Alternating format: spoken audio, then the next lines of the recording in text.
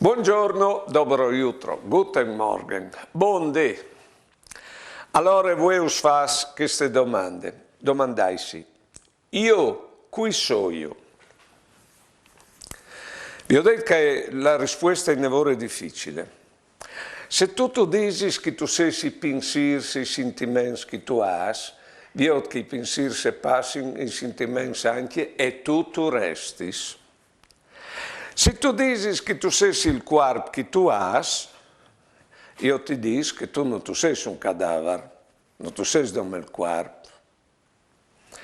Se tu dici di essere il lavoro, la missione che tu hai, tu sei il genitore dei tuoi figli, la carriera, attenzione, tutte queste robe lì e sono la forma di esprimere, dipende da ciò che tu sei, che è lì.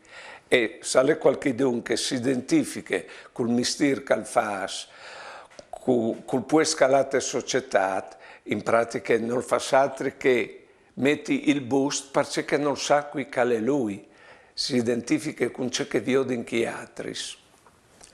No, o sì, una roba che diventa di un continuo, no, sì, lavoro in corso, no, sì, un fil che al salta fuori dal glemuz, che è il mistero della vita, ecco, che continua, ecco, al ben tirato in davanti. Insomma, talvolta no, o sì un mistero anche per noi stessi. O conosciamo il momento che stiamo vivendo, ma non sappiamo qui così. Difatti dentro di noi sono stati tanti di loro, che saltano fuori a seconda delle situazioni. Noi o sapremo dal tutto qui così, quando arriveremo lassù.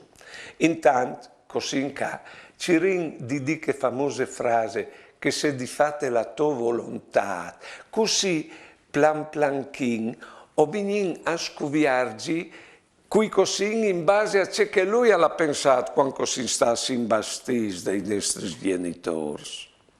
Buone giornate e buone vite.